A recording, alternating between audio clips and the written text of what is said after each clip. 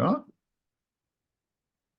Oh, I really appreciate that. So, Gordon recording the session because me and technology not happening. How are you?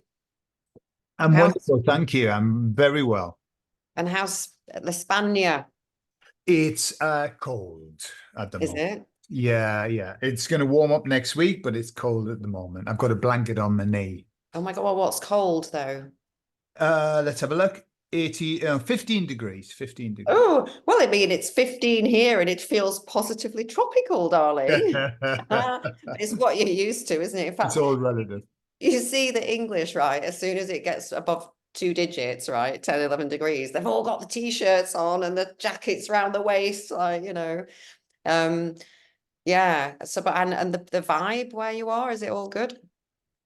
Yeah, Spain's going through a very, very interesting time at the moment because the president of Spain was oh, there's loads of stuff coming out. You know, this year's about revelation. It's about all of the truth coming out, the horrible truth.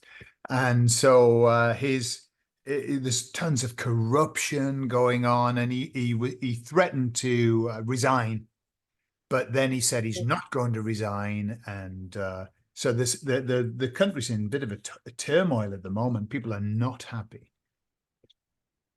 Is he is he obviously not on the good side? No, he's a The- baddie. He's a yeah, full baddie. Yeah. right. But I've seen what's going on in Ireland as well. I think Ireland is waking up tremendously quickly, which is lovely. You know, the people are again. It's happening in every one of the developed countries. The same plan. You would think that there was a plan, wouldn't you? The same thing happening where people are seeing their country being destroyed and they're just not happy about it. You know. Hmm.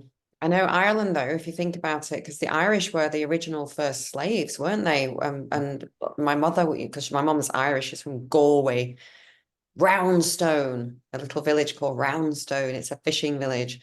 And she said, the Irish were treated worse than Black people. I mean, we don't want to be labeling and segregating because the fact is the whole human race has been attacked, right? And they're like, well, we're attacking you, but not you. We're not. But Yeah. I've noticed it's the places where there's been trauma, like a mass trauma. And I don't think that's ever really happened for the English, has it? It's like we've always seemed to be kind of relatively well aspected or positioned, but now we realize it's the opposite, because now it's like, oh, the white man is the ultimate evil, right? It's like they were Oh, saving it yeah, at the end. yeah. It's not cool to be white these days, is it?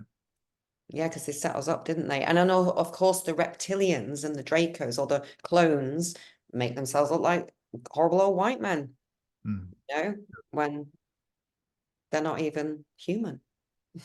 absolutely.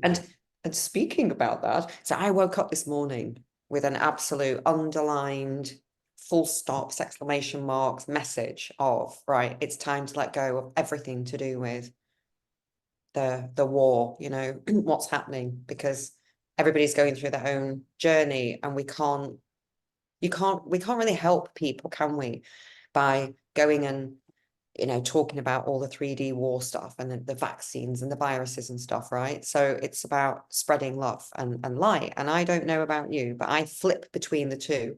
I'll be like, oh, yeah, yeah, I can see you've got to keep the frequency up. That's all that matters. And then I'm thinking, no, I need to do something. I need to get out and do stuff. How does that affect you?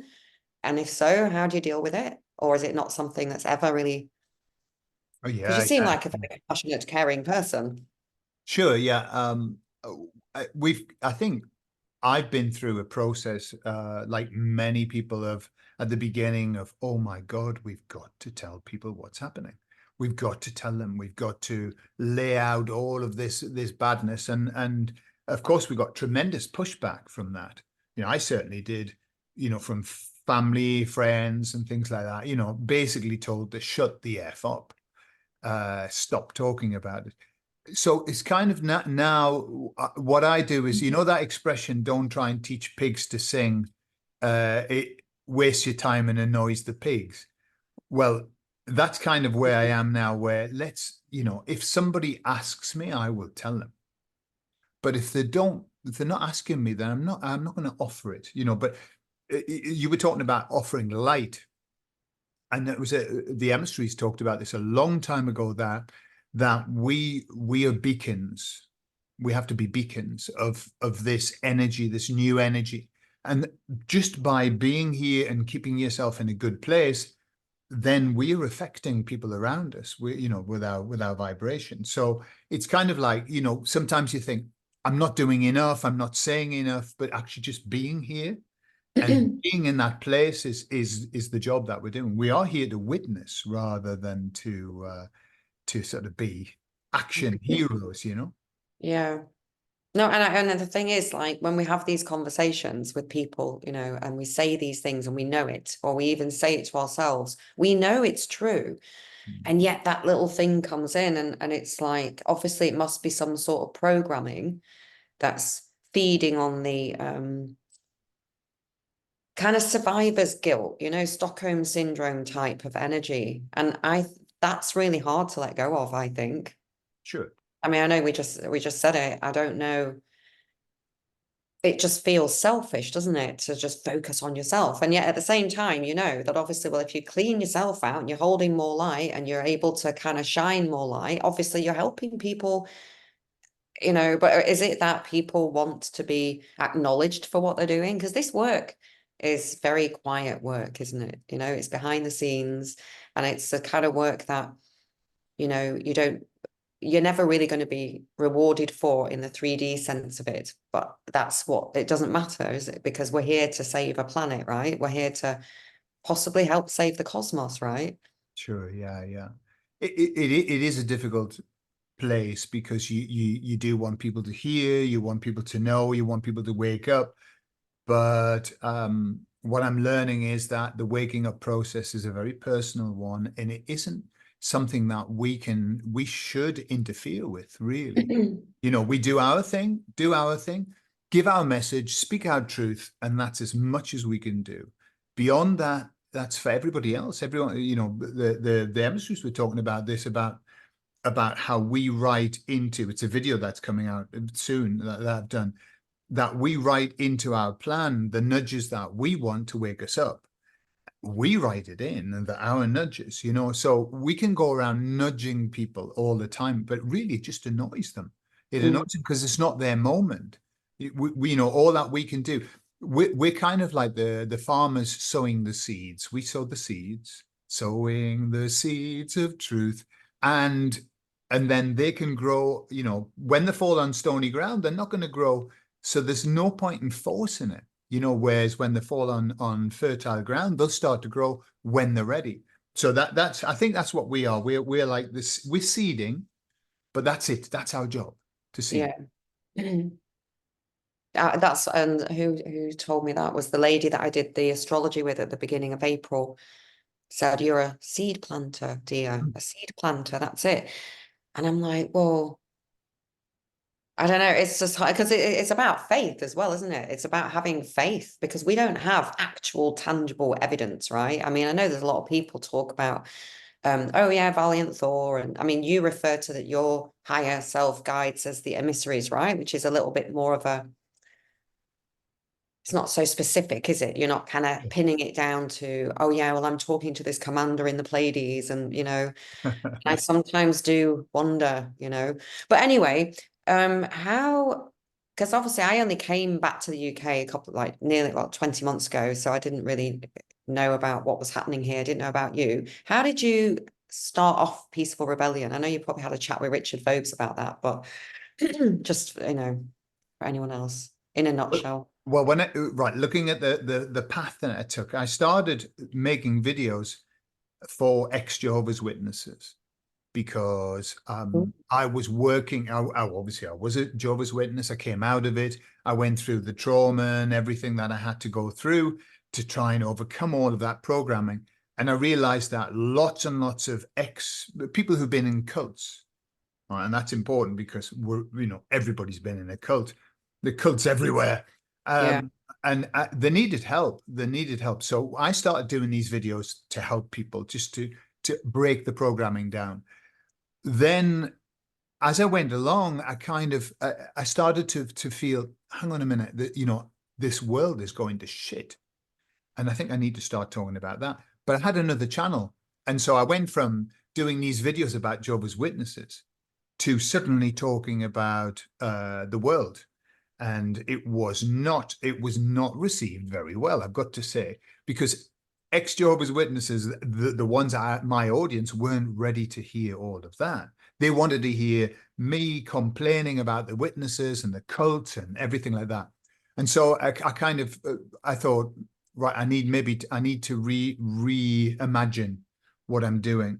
And so I changed the channel to Peaceful Rebellion, and I started, and really it was a tiny channel. And so, but I just started to give messages uh, on what was happening in the world, but also at the same time, I'd been contacted by this group called the Emissaries, and they said, we want you to give a message. So very, very reluctantly, I started doing that. And so it was kind of like just a big shift that I had, which was based on them coming to me saying, we got a message of great hope about the Great Awakening. We want you to start talking about it. And so that's how Peaceful Rebellion came up. And the idea of Peaceful Rebellion is that, yes, we need to rebel, but we mustn't push against it. If we push against it, we're going to give it strength. And so that's kind of where it came about. Wow, oh my God, I didn't know all that about the JW. Mm, yeah. Wow, I mean, I'd be tempted to ask you more, but I guess I could just go and watch the videos.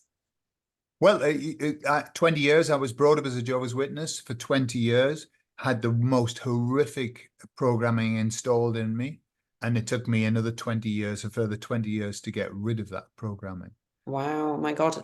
See, there are no coincidences in Mm, only because I was just this morning, I struggle because of a similar but different kind of programming that's gone on for such a long time. And I think starting to realize that, there are people involved that don't even know they're involved, they've just programming, it's insane. And so people can start off being friends and then suddenly they turn. It's so bizarre. And I was thinking, I mean, I would say I kind of freed myself and got myself into a space where I was able to start actually just breathing a little bit and just having my own, not having to keep answering to others that was keeping me distracted from what was calling inside, right? And when your soul calls, when you don't listen, it's very painful. absolutely. We'll get, like you said earlier, we'll be pushed to listen. The soul's just gonna like, okay, fine, she's not listening. Or what should we do? Car accident? What did she say? Yeah, she said a car accident with a hot guy. Yeah, you know what I mean? It's like, so when you're in it, you're like, oh my God, this is terrible.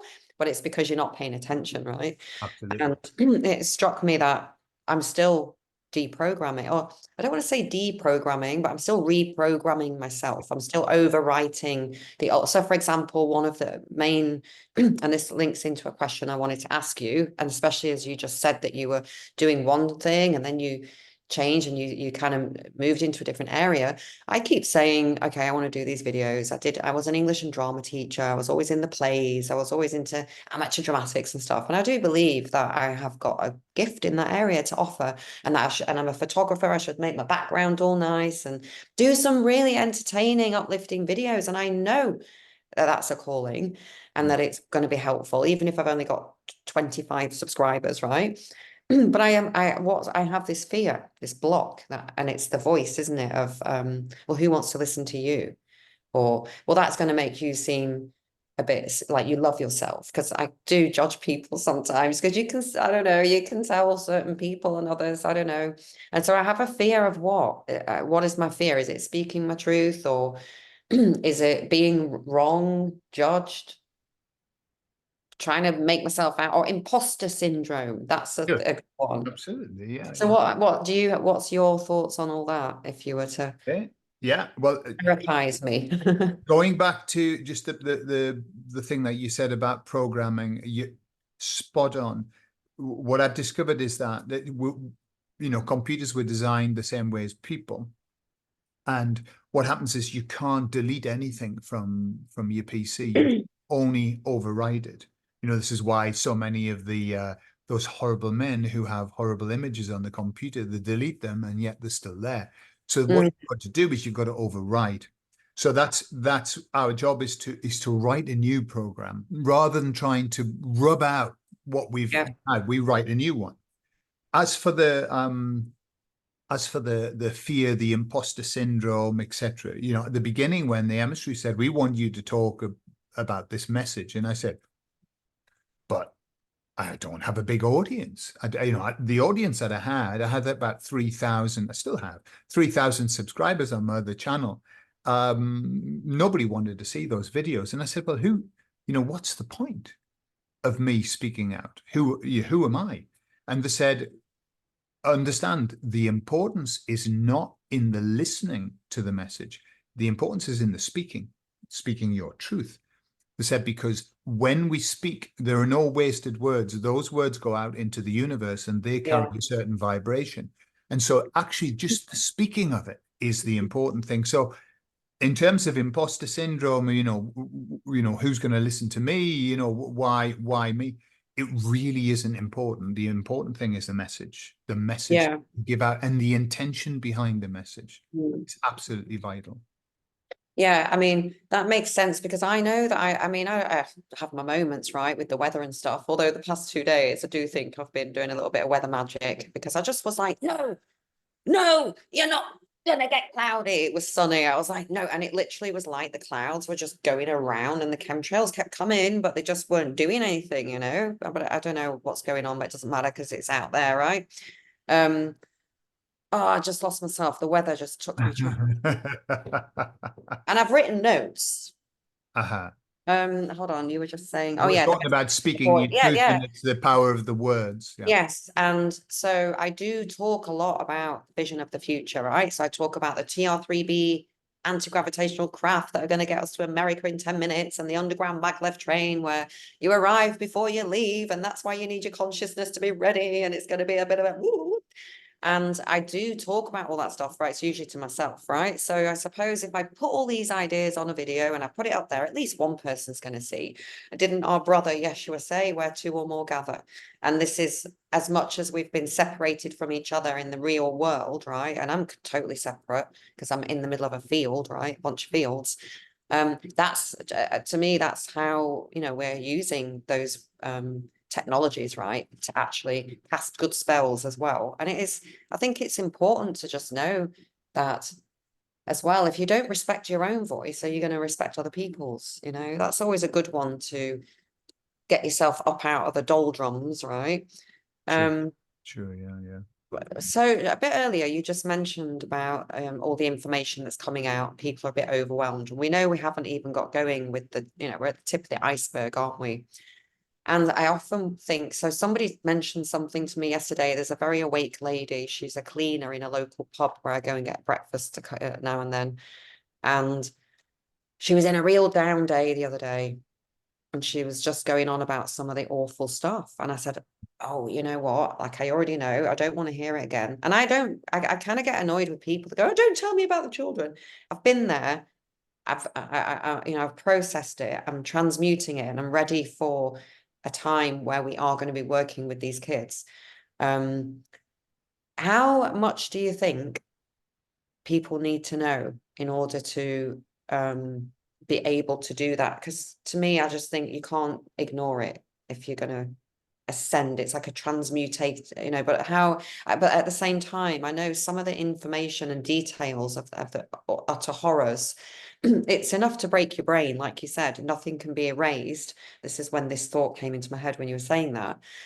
It seems a bit dangerous that some people might get, because it gets in your mind and it gets stuck in there, doesn't it? These horrific things. So do you Yeah. think when we're told the choice to know it will be yours means go as far down the rabbit hole as you can? Or do you think some people were put here or sent here or able to kind of transmute that kind of energy, and others are here for different reasons? Yeah. If I look at the journey, and I'll tell you who I would use as an example is Richard Vobes. Yeah. He started off doing videos about, hang on a minute, something's going wrong, but he didn't know what was going wrong. He just knew something was going wrong, and he would make these videos. And then, of course, all of the people that all of his public started sending him links. Look at this, look at this, look at this. And I watched him go like that into like a down. Like you saying, I'm seeing so much stuff and I can't, and there's some stuff that I can't even begin to imagine. And then, like everybody, I think we go down you've got to go down the rabbit holes. You've got to understand the depth of what this is about. But it's not a place that you live in. If you live in the rabbit holes, you are going to be as miserable as sin. Yeah. And people do not want to be around you because you're making people stressed. So what happens is you go down them and then you come back out again. And then what that is, but you don't have to talk about it. It's annoying of like, yeah, I know what the worst is. I've seen it. I've seen the dark. But the next step is this focus on the light.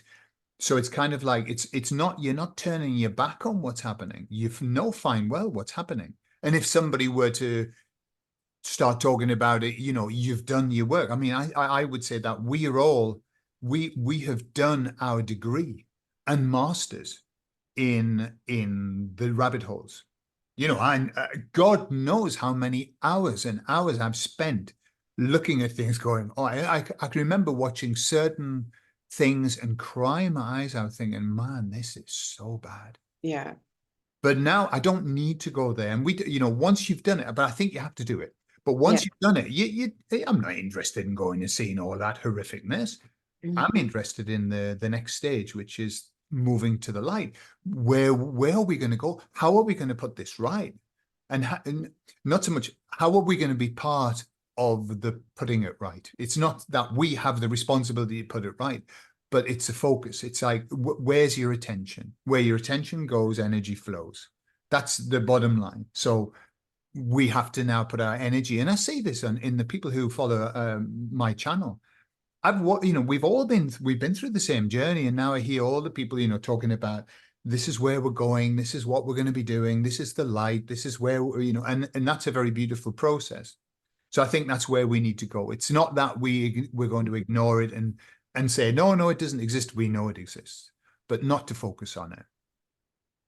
Yeah. Because it's just, I mean, as awful as it is, the way I try to frame it is it's just a tiny speck in the grand scheme of things that we're fixing. It's like, oh, there's a little bit over here that's gone off the rails. But then again, are we we're not really a tiny speck. I don't think Earth is. I think Earth is a very special place that was created, right, as an Earth school that all got out of control, but phenomenally so. And I believe that apparently Solar Warden, at one of the 3,600 years that it takes for Solar Warden to do the rounds and come back, that's when the majority, it must have been in our dark ages up till recently, they came back and like, oh my God, it's got even worse. But this whole thing about Tartaria and 100 years and the missing history and the missing, or the added 1,000 years and Sure. Egyptian and everything and everything and everything. There are some people now who are like, no, you know what? It's only 100 years that we've been here. And it's like, and it's all a hologram and it's all a simulation. That kind of makes sense to me. But I see myself before we landed in the ugly 70s and 80s, right? Which is where most of the first wavers arrived, right? 60s, 70s, 80s. And it was so ugly. I mean, brown and orange as a color scheme and stuff, for your furniture. I don't know. Maybe it's nice, but and brown and orange. Yeah, I don't know. It just got very, very messy. And so we're here, aren't we, to try and put that right, which obviously is injecting the positivity and the light. And then it is a ladder, it is a bridge. Hold on, let me get my other book because I did write down some other things as well. I had some very specific questions, and now we just down, and I was just like, okay, start my first one. But I'm probably already on that track. Right, okay, because I wanted it to be a little bit more upbeat and a bit, because I think people, certainly with me, get a little bit lost because I go all over the place. You're sitting there going, like now. Right, your top 3 tips for staying sane and keeping going? What do you do if it gets all a bit much? Your first three to go-to things. Top three things to say: stay sane. Um, Cup of make tea? sure that you find some like-minded people to be able to and they don't need to be in your locality. You know, the world's a big place now with the internet. Make sure that you've got people who can, you know, a support network, because this journey can be a very lonely one, you know, and it's a comment that I hear a lot from people. I just feel very alone because I'm surrounded by people who don't believe, you know, who believe everything's okay. So I think get a network, you know, it doesn't matter who, but like-minded, because the truth movement, you know, and I'm putting those in quotes, there are all kinds of beliefs within that. You know, people believe all kinds of stuff. And I have, you know, my take is I have no idea what the truth is. So I'm far be it from me to say, well, I don't, you know, that's not right or whatever. I don't know. But find people who share more or less your principles, your beliefs, your values, and that'll help. Number two, don't take everything so seriously. I think we can, you know, and it's the rabbit hole thing. We can get a little bit too serious about this. Yeah. One of the messages that the emissaries give me over and over and over again is what we're experiencing now, we have chosen to experience. Right? That puts us in the victim mode, not the victim mode. When we're in victim mode, boy, that's a bad place. You know, what's happening? Why? Why am I here? No, when you think, well, I actually chose to be here and I wrote into my plan everything that I was going to experience. When you have that mentality, whether it's true or not, I don't really care, because it doesn't, we don't know what the truth is. So we may as well choose a truth that actually helps us. Mm, You know, the bottom line is you choose what you believe. Just believe something nice. yeah. Yeah. And then we'll find out the truth later on. So yeah, people that resonate with you, get your little soul group. Um, don't take yourself and take the world too seriously. I think it's, you know, you mentioned a hologram. The emissaries talk about this. We're on a timeline that has been designed for us to have the experiences that we have. Everything is, we're in a film, we're in a play, we've all got our script, and not just us, but everybody else has got their script, and we're all playing a part. So once you understand that this is just a game, right? And that sounds very flippant, but it's a mentality of this isn't real.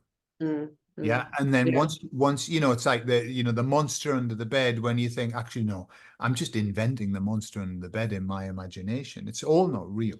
So that one. And the Mm, third one, uh, help people. yeah. Help as many people as you Yeah. can. Make your day at least once. Help somebody for no other reason than to help them. And, you know, I think what happens is, and this is a cure for depression, if you are depressed, then go and do an act of kindness to somebody, and you'll find that you can't be depressed. You cannot be Yeah. depressed when you're helping other people. And so that would be the top three, I would say. Oh my God, they're amazing. Like there's like I couldn't have said it better myself, Gordon, you know, me There you being are. me. No, honestly, the help others thing, that's what got me through. You know, in the beginning of the lockdown and all the stuff that was coming out, when we would be on our own pacing around. I mean, I was living on my own, except that Imogen was coming every other week for a week. So she spent a week with her dad, a week with me. My older daughter decided I was completely crazy, so she wasn't coming anywhere near me.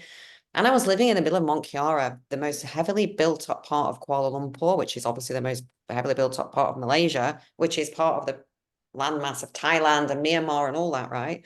And the only thing that I could do in the worst was to just reach out to other people. So I would be online looking at stuff, and I'd see people that might post like, oh my God, I'm really struggling, blah, blah, and I'd be like, hey, it's okay, it's going to be fine. And I would find, because you find that as you are trying to, you know, raise everybody else's vibration and make them feel better, you're raising your own. Absolutely. Because you have to, you know, so but it's like that really, it's that very confusing fine line between service to self and service to others.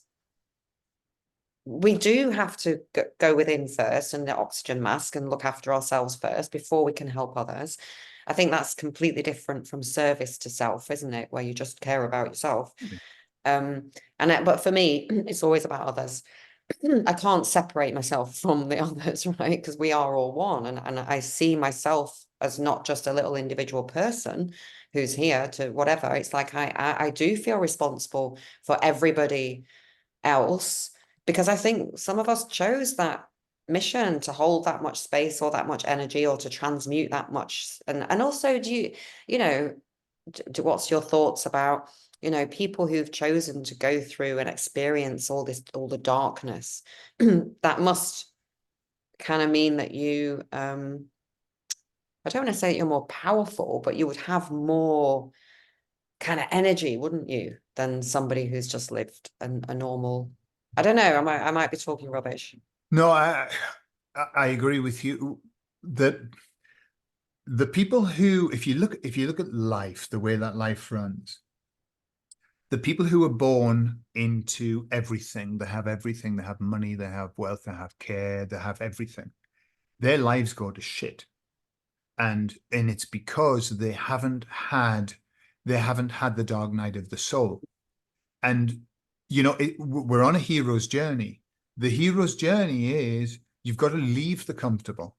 You've got to go off and you've got to go and fight your monster. And it's only after the hero's journey doesn't, you can't switch it round. It's only after fighting the monster and winning that you get the treasure.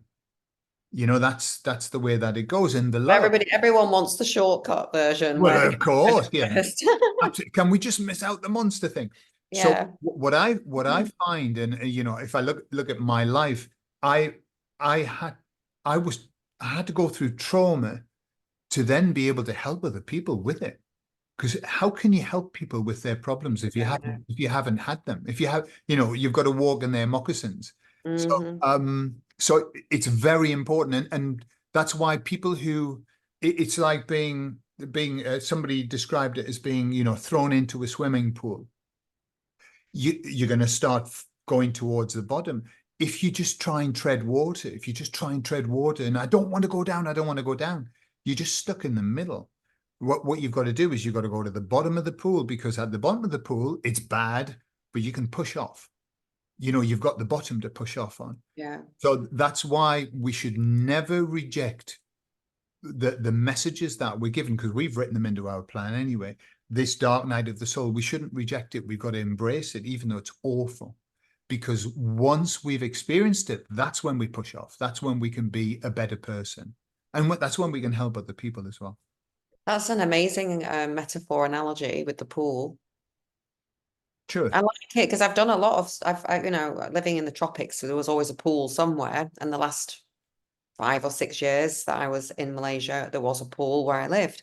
And I lived in a few different places, but I was obsessed. My thing was to float on the pool and just relax and just be completely still and just float, so there's only a tiny bit of tension in your body and your core, and the rest of it can, people are like, oh my God, how are you doing that? Mhm. I'm not. I'm not actually doing anything. I'm not doing nothing. That's the thing, But that idea about sinking to the bottom, it would be about taking a deep breath and just holding your breath and waiting until you've reached the bottom. And then you can, like you say, that's just such an amazing. And it is also like the trying to hold the ball down underneath, isn't it? Sure. Under the water. And the more you hold it, what you resist persists and all that. Right. Absolutely. Okay. Amazing. You come out with some absolute gold. You do. Thank you. You really do. I absolutely love your energy. I think you're such an amazing human being, and I'm very grateful that Dawn put me in touch with your group. Right. Evidence that we are ascending, please. No. We are Evidence you? Like, what evidence have you, what are you noticing? Because I know that we've all, as we are going through this process, we've gone through the dark, but there's also some really incredible things happening to us. And there are certain things happening to me that I can't really talk about to many people, because I find people either don't believe me, or I can feel a sense of it making them feel like that they're less than, or why am I having that? And it's a sort of an envy or a jealousy that comes from not wanting to be left behind. The reason I know that this feeling is because I've had it myself. And so I'm able to recognize it in others, right? I'm not judging. I feel these feelings. And so there are some cool stuff. I am going to start talking though, because I have to start sharing a diary of a crazy whatever. So evidence for you in your Okay, so what I see is, first of all, I see people are starting to look for faith. They want faith. We lived in a very faithless world, as designed. Faith was taken away from us and it was replaced by science, yeah, Mm. and evolution and all of that. And what I see just in my conversations, I'm only going to talk in sort of very general terms. In my conversations, I see people wanting faith again, faith in something beyond man. They've lost faith in man, and what's left? Well, this, where we're going to put our faith. We've got all this faith to give. Where we're going to put it. So I hear in the conversations I have with people, I hear so many people talking about God, Jesus, faith, belief, not religion. I'm not seeing people, although yes, there's a lot of people that are starting to become very strong in the faith. I mean, just being religious today is right wing. It's right wing. So I hear that. I hear people doing that. I mean, just think about all the things that we listen to. How many people talk about downloads now? I had Mm, a download. I had a download. That's never been talked about before. When I woke up 20 years ago, nobody was talking about downloads. There was some very specific people yeah. who were talking about downloading. But now it's like, God bless you. It's like everybody's going, well, I had a download the other day. Right. I know probably lots of people are kind of, once somebody talks about it, it opens that door of perception. And people say, well, yeah, I've got this information. It must be a download. But truly, that's what I'm saying. And this is what happened to me. I mean, why suddenly was I approached by some light beings? What was going on? Why didn't they come 20 years ago? Why didn't they come 40 years ago? Because right now we're in this, the vibration, the frequency of the earth is increasing. And we, by dint of fact that that's increasing, we are increasing our frequency. And so we're becoming, if you imagine, Opens up. we were down earthbound, heavy energy. And then there's all these light beings who are all there waiting to help us, desperate to help us. They want to help. That's their job. Yeah. And as our frequency increases, it becomes increasingly easier for them to contact us. It was a hard job. It was a hard job before, and it was only those, the few Buddhas and Mm. the people who were super, super, with hours of meditation. But because they had the time, They had the time, but they were doing the work that we weren't doing. But because we were all distracted. Yeah, sorry, carry on. yeah, we were in the earthbound, day to day, whatever. But now people are focusing on faith. They're focusing on there's got to be more to this. They're asking questions. One of the emissaries said to me, all that people need to do is call out. They need to call out, and they were saying what's happening now, because they said they're working with millions of people now. They Mm, said all that people need to do is say, my God, what is going on in this world? That's it. They've got permission then. They've opened themselves up. They've said, my God, and they've asked a question. And so the light beings can start. And they said they start by downloading. But mm. it's like intuition. People start getting these intuitive thoughts. And then once they accept them, then they start saying, well, these must be downloads because they're not coming from me. So this is what I say in a very, very global way. People are connected now and they're getting tremendous help. And that to me is the biggest sign. And you know, that's why people are waking up. That's people are waking up everywhere. Why are they waking up? Because they're being given information that they never had before. So that's my proof. Can you prove it, you know, statistically? I don't know. Probably, you know, the people who analyze the way that people write on the internet, like Mm. that guy, Cliff High. I can't remember his name, but he does like a word analysis. Like Cliff High, isn't it? Cliff High, yeah, that's Yeah. the one, yeah. Word analysis. It's obvious people are starting to use words that they've never used before. You know, and I hear it. I just hear it in my even my mother-in-law. You know, my mother-in-law who didn't believe in anything, she was starting to say, "My God, there's got to be more. Why is God allowing this?" Mm. It's a great question. Why is God allowing this? And that opens a door of perception that you haven't had closed. When you say, well, there's no God, there can't be any God, otherwise these things wouldn't be happening, is a shift from why is God allowing this? I'm accepting God. I just need to know what the hell he's you know, God's going to do to put this right. So I see that process that we're in. It's a beautiful one to watch. Oh, wow, that's amazing. I mean, for me, the thing about God, it's what you said before about how, you know, the emissaries, the guides, they can't descend past a certain point because they're anchored to where, you know, they are to bring the light for us to draw down because we're anchored here. It doesn't work if either of us loses our footing and goes the other way. You know, if I suddenly I'm not grounded and I just shoot off up, you know, like happened to me the other day doing this meditation thing. It's so crazy. I had a total out of body experience, fell over, hit my nose on the sofa, fell forward when I passed out and came back and could feel myself coming back into my body. But I was with the people that were doing this yoga course that I was doing, this Kundalini yoga course. I really liked the guy. It was a beautiful setting. I had just suspended my breath. And, you know, it wasn't, I had this thought, oh, I'm not really going to probably experience as much today as the first time because I could feel my energy body vibrating.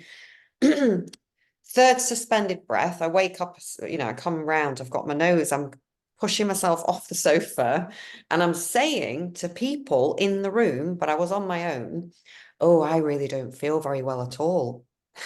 As I was coming back in my body, going, it's this horrible, it's this weird feeling. And I came back in my body and I could feel it all shaking and vibrating. And I was just like, oof, oof, what was that all about?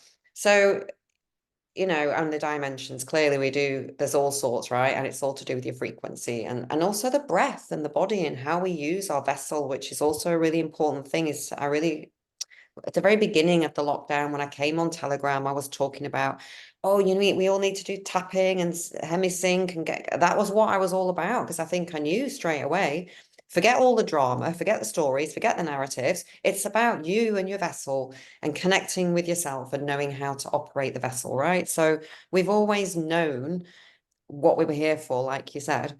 Mm. I've kind of lost my track again. I'll just add something, Kerry, to what you were saying about the difference in frequencies and how it's Mm. narrowing. And it's like if you imagine, I don't know, a speeding car is going past those light beings are in a speeding car, and we've been wandering, we've been like dragging our heels, walking alongside. We've started to run now. And so they can slow the car down and we're Yeah. running faster, and then they can reach out a hand. In the time that I've been communing with the emissaries, probably I think maybe 5 times now, they have afforded me this a glimpse of what they feel, right? And they only give me it like for about a second, 2 seconds, and they give me this feeling. Every time that they do it, I burst into tears. Right? It's so overwhelming, the feeling. It's so overwhelming that I don't know what to do with it, and I can't contain it in my body. Yeah. And I said to them, because I always said, give me that again, will you? And they said, no, no, we give you it every now and again. And and I said, why? And they said, just to give you a little bit of belief, just to help you believe, so you know that this is beyond you, Yeah. because it's a feeling I've never had before. But they said, I mean, what I realize is the frequency that they're in is so elevated that we cannot contain it in our body. It's just overwhelming. And so that's why it's difficult for them to come down. I mean, God knows the acrobatics that they must have to do Yeah. to actually lower their vibration so that they can connect with us. It must be a hard job for them. No, absolutely. And then sometimes they'll connect and then like I'll notice I connect. I definitely get that feeling. And it's every time I lie down. But I find that what I do is I kind of keep myself up and busy. And then finally I'll go to bed whenever it could be at 7 o'clock, it could be at 10 o'clock. Last night it was nearly 11. And as soon as I lie down and I take a deep breath and I relax, I'm full of the vibration of this energy, but I'm resisting it. Or I'm putting faces like I think, oh, it's Nikola Tesla, and then I'm like, oh no, it's not Nick, and it's like, what are you doing? Just chill. Like I got this message today, like you've got to stop analyzing and you just got to chill. But I think, as much as I'm super highly strong and ADHD and all over the place from the fracturing, that's okay as well. It's okay to be the flibbity gibbet, we don't have to all be calm and serene and No, no. it's like I'm definitely a child. I'm definitely the silly little, I remember Imogen when she was little.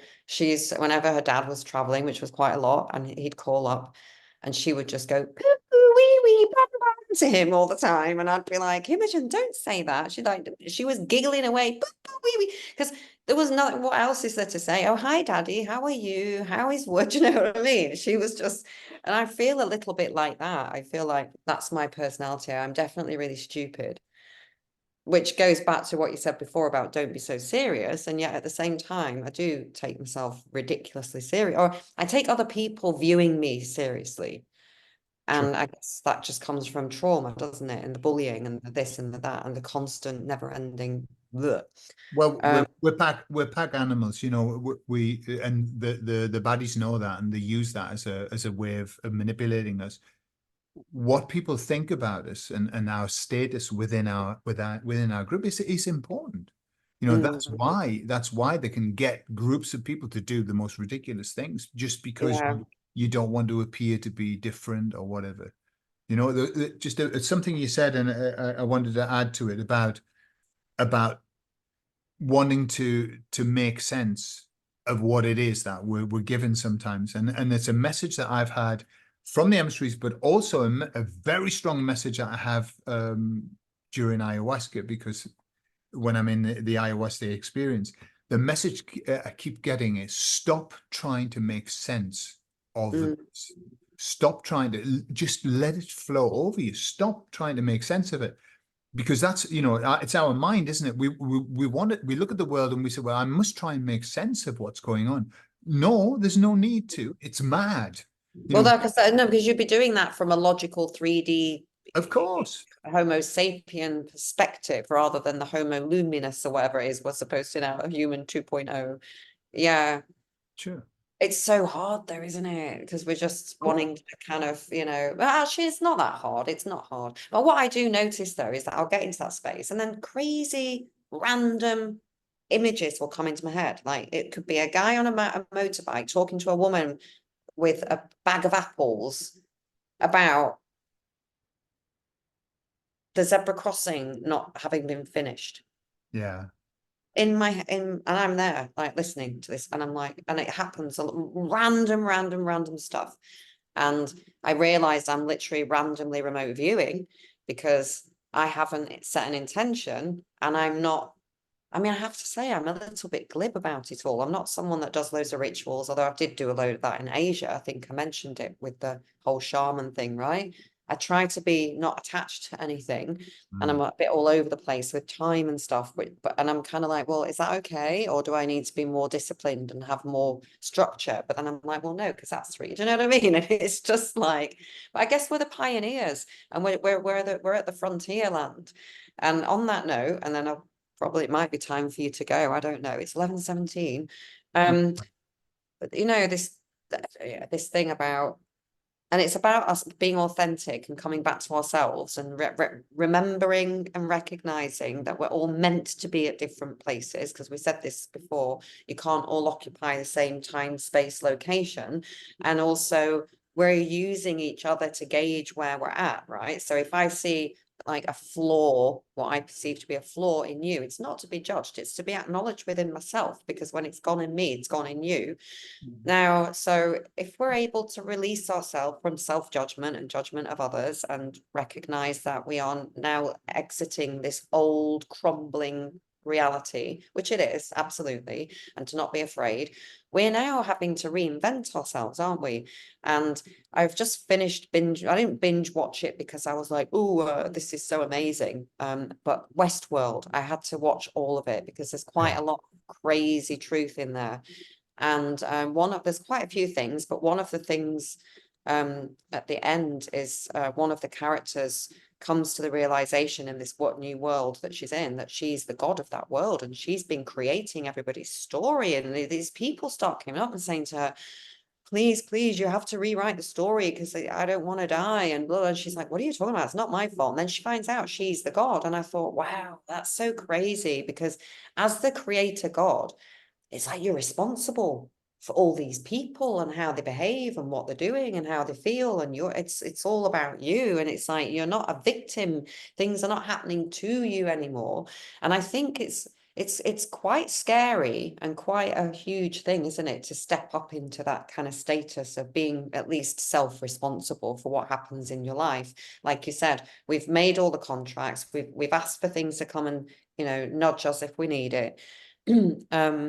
So, going forward, I think it is about reinventing the self. Have you got any tips again, or any Yeah. thoughts? Yeah.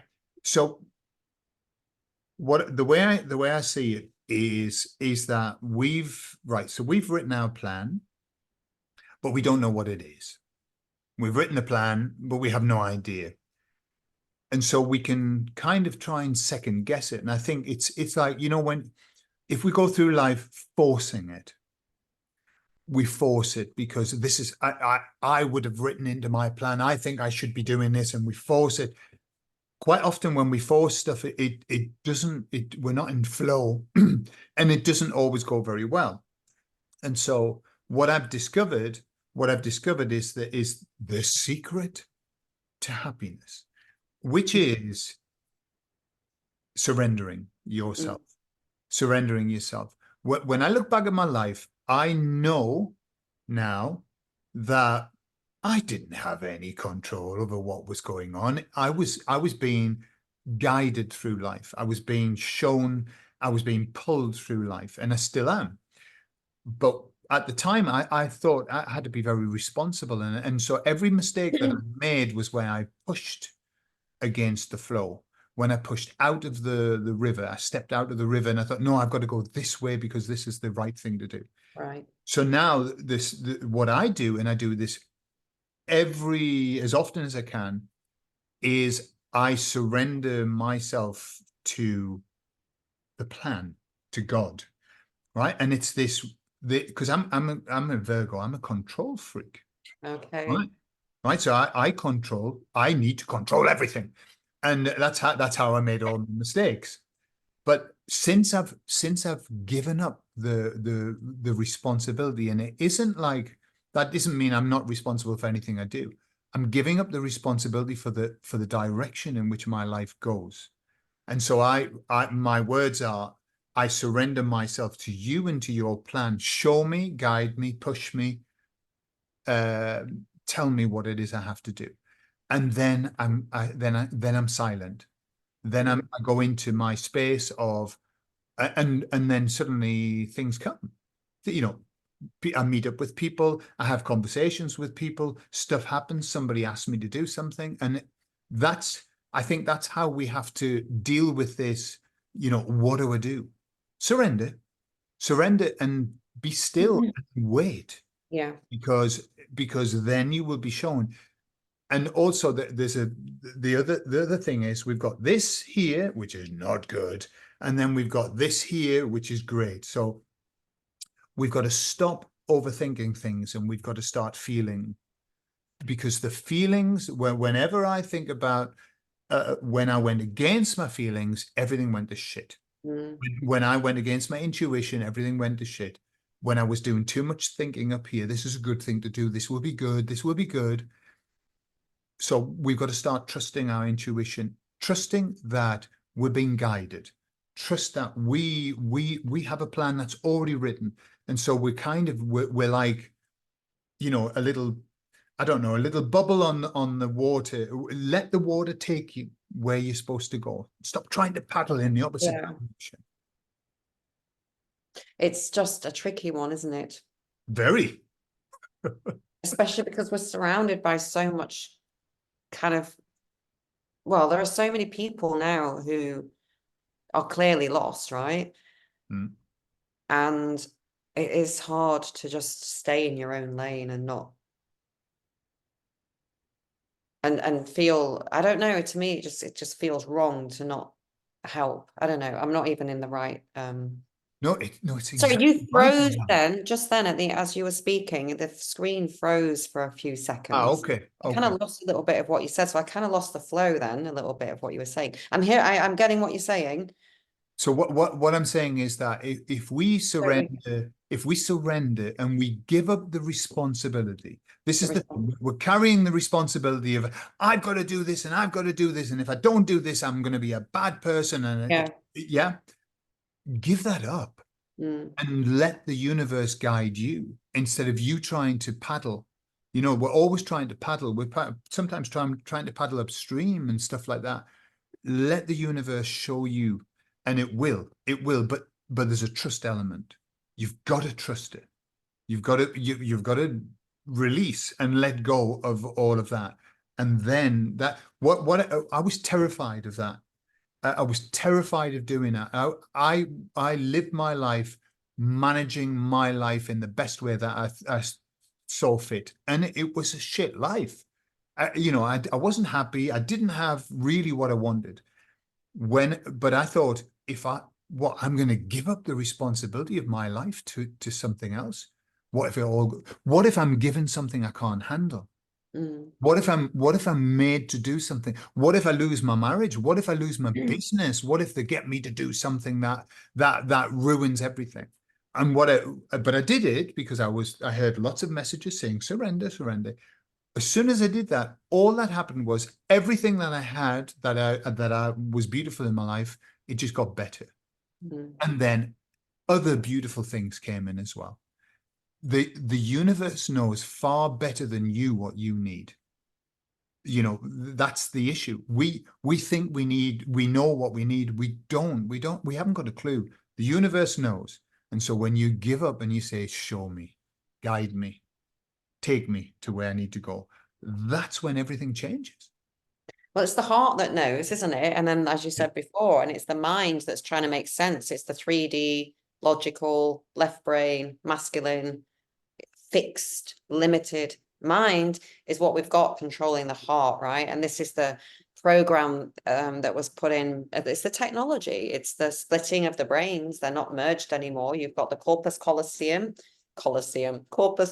between the two hemispheres of the brain. So it's the size of your thumb, and that's got all the information going backwards and forwards from spirit to the 3D world. And we were only meant to occupy that left brain 10% of the time when we were here. And the rest of the time you're back in the right brain and it off traversing the universe, as Jill Bolte Taylor in a TED talk a while back called My Stroke of Insight. So she Yes, I yeah, heard that lady talk. Yeah. yeah, and it was amazing. And I remember seeing this a while back when I was doing my body talk and we were doing sort of quantum, holographic, everything's whatever. And I was really thinking a lot at that time about the nature of the hologram and but you know what? As much as I've learned and all the information and all the courses and all the healing things, which I did obviously to heal myself, right? And my mother and my sister, I was looking for help. It doesn't make that much difference, really. The only thing ultimately is be a nice person. Just be nice. try to kind of be as much like Jesus as you can, you know. I do have a bit of a warrior streak. I do have this kind of like, you know, righteous rage kind of vengeance on those that need a Yeah. slap. Because, and some people say, oh no, you know, that's not very godlike. Well, if you've got a naughty kid and they keep putting the hand on the stove, what are you going to do? You're going to give them a slap, aren't you? You need to make them remember not to do it. And so we are going to go through this process, and it has to happen for closure for a lot of people. But yeah, Mm. lost myself again. Anyway, the very last thing I'm going to say, because I'm sure you have to go, is your favorite book, your favorite guidebook, your favorite movie, your favorite artist. And I meant the very first question I meant to ask you is, this is your music that you're playing on the videos. Oh no, it's just some background Oh, music. I do music, but that's not my style of oh, music. Yeah. oh, what do you do? What kind of music? Well, I write songs at the moment because of the experiences I've had with ayahuasca. I'm doing a lot of that style of kind of like the low, not high energy, but nice slow songs, you know, with nice lyrics and stuff like that. Yeah, I'm working on Where? an album at the moment of Ooh. these new songs that I've been writing. Yeah. So have you got other albums? Yeah, Or another album that I published, that it was a joint thing that I worked with another guy, a musician, and that's called Peaceful Rebellion. Would you believe? Yeah, where is it? it's on Spotify. Ooh. So is it by you? Yeah, Oh yeah, wow, this and is so it's cool. actually, if you listen to it, I wrote all the songs during the lockdowns and all of that madness, and the whole thing is all about that. It's all about, you know, what was going on and how it was time to become warriors and stuff like that. Yeah, it's an Oh my interesting. God, you know, I love it. I love music. I've always, I never was I didn't learn piano and stuff, right? I tried to teach myself guitar. Then I broke my finger, so I can't do bar chords, but that's fine. I do love singing. And Imogen was in choir, and she did a lot of, well, it was a subject at school, so it's kind of like doing A-level music, and they did Yeah, some amazing stuff. So I'm so in awe and respectful of the fact that you do that. I keep meaning to reach out to people here. So if you know anyone, I'd love to I'd just love to get in a studio and just start messing around with some kind of light language melodies. And it's not going to be that difficult to do because I'm out of my own way. And I think what I was trying to say to you before about the universe knows what we want and our hearts know, but we get in our own way, don't we? It's the brain, the thoughts, the doubts, the nim, nim, nim, nim, nim. If we could just close that off or ignore it. And a way I've started to think about it is, well, if you feel like you might be embarrassed if you put yourself out there, think about the humility that we're supposed to have. What are you really afraid of? You're afraid of a few people who are still struggling with darkness, casting their shade on you. Well, then they just need all the more love and acceptance, and for you to go out and do that more, to put yourself out there more, because obviously everybody's afraid of even speaking their truth. So if I'm going to be up here saying, well, look, I think I went through all these things, so I can stand here now and say, oh, I think it might be this way, but I'll follow you if you find a better way. Do you know what I mean? It's like the first people that just stand up and go, I think something's not quite right, you know, and then everybody's going to be doing the same thing. But I do feel also now that it's 4 years on, it's like the kind of majority of the people who are still refusing to accept certain things are beginning to wake up. So, and yeah, they're not going to go that much faster than we did. We went quite quickly. They'll probably go at the same speed because we'll help them. Or some of them will go, but maybe it will all speed up suddenly. But it's about you know, being an example, isn't it, of how to be brave and sure, how sure. to weather the storms. As my friend used to say to me when I used to say, "Oh, I'm not sure if I really should do that. Ooh, what will people think?" And he said, "Oh, what's the worst that can happen, Gordon? You know, what's the worst that can happen?" He used to say, "Let me ask you a question. What you're thinking about doing, is it life-threatening?" I said, "No." Mm. And he would say, "Well, I think you probably ought to do it then." Yeah, Yeah. yeah. If it's life-threatening, don't do it. But beyond Yeah. that, just do it. Well, I mean, I've done quite a few life-threatening things in my life. For So, sure. Yeah, especially yeah. when I spoke up and when I refused to wear the thing in Malaysia, I was there in my house and not answering the door. Now, if I was able to do that, really, you're not able to put out a few videos because somebody might say something that's not. I don't think actually that truthfully is the reason. I think it's just all to do with timing. Yeah, I think yeah, it's just yeah, yeah. timing. When the timing's right, it'll Yeah. happen. So you want me to talk about what would you say the my favorite book, favorite film, and Sorry, yes. Favorite author, your favorite, or whoever your favorite movie and your favorite music artist, maybe. It's right. all very Okay. teenagey. Sure, yeah.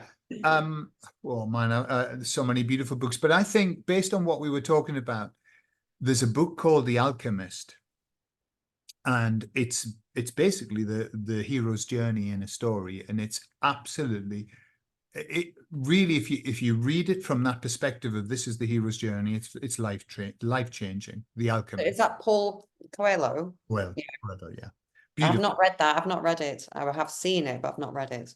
It's a beautiful, beautiful story. The film that impacted me the most, and I've seen so many beautiful films, but there's a one called Jacob's Ladder, and it may be in the 80s, Jacob's Ladder, and Yeah. it tells the story of basically what you might call the in between lives. It's a great story, and it's a very simple story, but the ending was what impacted me, where finally he kind of came through all of this nightmare that he was in and realized where he was going to. It's beautiful, beautiful, definitely worth a watch. Weird film, by the way, weird, but Yeah, and I remember it being a bit, is it kind of black and white in parts and a bit kind of, no, it's just a bit horrific in part, but oh, right, it's okay. part of this. Mm, What you were talking about sometimes when we're hitting the bottom of the pool, when we are fighting our monster, that's we think that this is all that there is and there's no way out, but there always is. There's always the treasure. There's always the love afterwards, you know.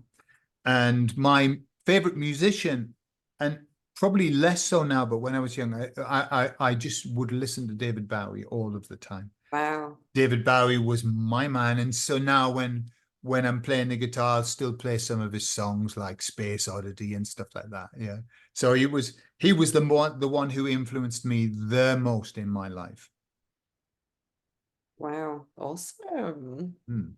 So when I spoke to you last time, the first time we spoke, and I said to you, "Oh, is that your guitar in the back?" And you said something like, "Oh yeah, no, I don't know how to play that," or something. You made and I thought, "Oh, he's not into music." But and then No, that's I why do know how to play. I do know how to play it. Yeah, no, I know because I I've can got see all of three. it. No, I had a I love guitars, love horses and guitars, and can't really play now, but I had a what's the brand of the guitar? It was such a beautiful guitar.